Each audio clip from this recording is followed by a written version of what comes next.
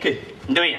Si fa la nostra gara di pelatura delle patate. Attento. E chi perde? Lava i piatti. Ci stai? Ci sto. Aggiudicato. Oh, vai. vai.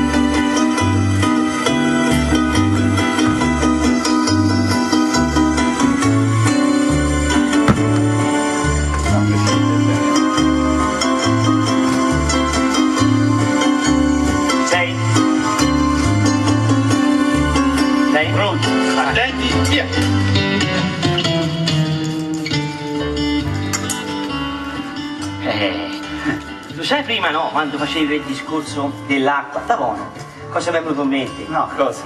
I corridoi dello stadio. Perché ti vengono in mente i corridoi dello stadio a te che non ci puoi mai venire? Vai sempre in teatro, in libreria, sempre da solo. Vabbè, allora, è lo stesso meccanismo. Scusa, quanta gente ci andrà la domenica a vedere che ne so la Fiorentina? 30, 40 persone? Quanta gente c'è? 40, 50.000, alle volte anche 200.000. Vabbè, cosa succede? Quando l'arbitro fischia la fine della partita, la Fiorentina ha vinto e tutti insieme, oh Fiorentina! Mamma mia, Fiorentina, chi hai?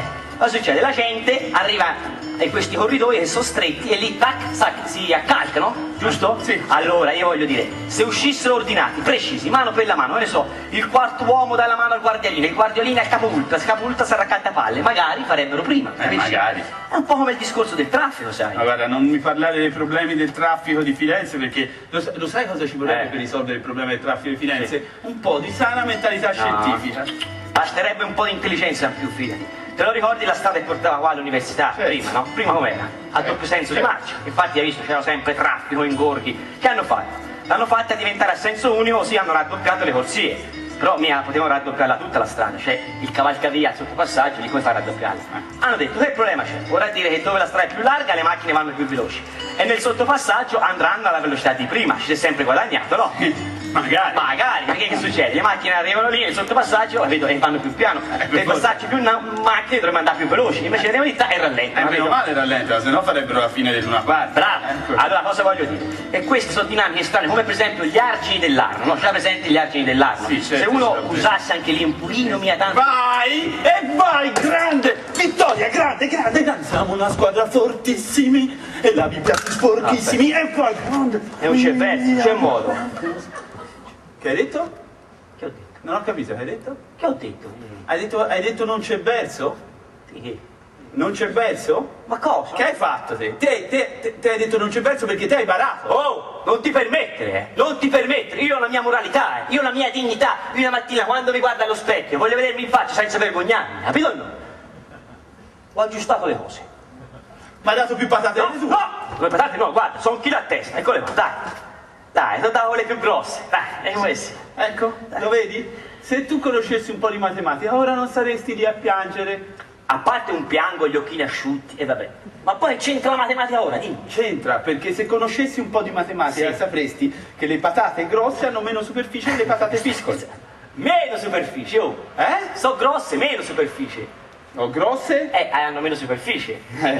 Allora, ma noi non stiamo parlando di una patata, l'oggi è una patata grande ha più superficie di una patata piccola, ma noi stiamo parlando di 1 chilo di patate. Che discorsi fai? 1 chilo di patate, grosso o piccino è 1 chilo di patate? No, il volume è lo stesso, la superficie è diversa, sarebbe come dire, scusa seguimi, pesa più 1 chilo di ferro o 1 chilo di piume? Aspetta, Dunque, Pesa più 1 chilo di ferro o 1 chilo di piume? Non mi mette fretta perché queste cose... Lascia perdere, te l'ho già detto, il volume è lo stesso e la superficie che è diversa. Ah? Sì, e te lo posso dimostrare. Ah? Sì, guarda, con questo lavoro che ho fatto all'università. Che?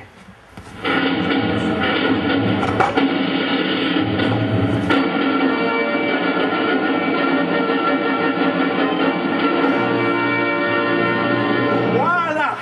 6 mesi di lavoro all'università mi è costato, Si lavorecchia, Il cubo di Rubik, bravo, bravo, bravo. Guarda, secondo me ti danno il Nobel per la matematica, bravo. No, Che? no, non me lo posso andare il Nobel. Perché? Perché non c'è il premio Nobel per la Ma matematica. come, scusa? E lo danno a tutti, lo danno ai letterati, a quello e quell'altro, poi ve lo danno? Ma scusa, la storia di Nobel la sai o no? Che storia è? Questo Nobel era un ricco svedese che si era arricchito vendendo la dinamite. In punto di morte, probabilmente preso dai rimorsi della coscienza, istituì il premio Nobel per tutte le discipline tranne che per la matematica, perché pare, si vociferava che la moglie avesse avuto una tresca con matematica.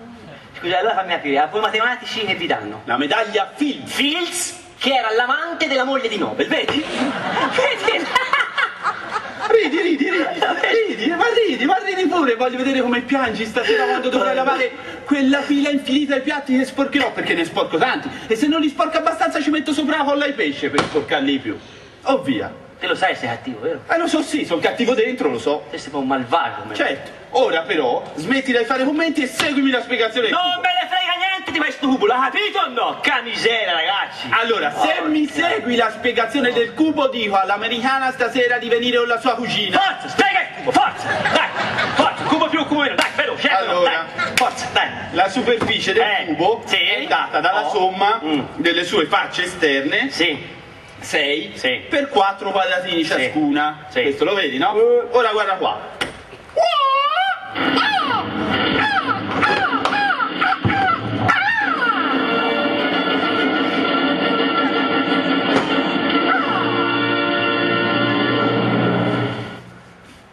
Guarda, non ti daranno il Nobel per la matematica, ma gli Oscar per gli effetti speciali di sicuro, guarda.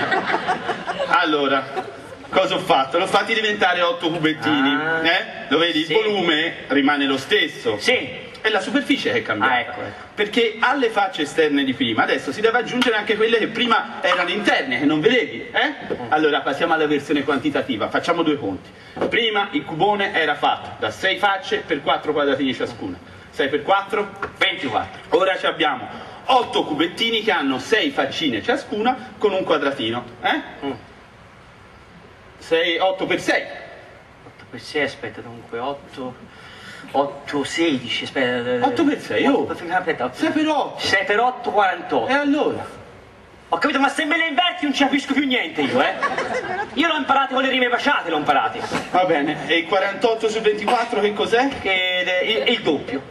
Quod erat demonstrandum è quello che vale per i cubi, vale anche per le patate e per tutti gli altri solidi. No, aspetta una cosa. Allora non vale. Perché te in questa maniera ti saresti preso la metà delle mie patate.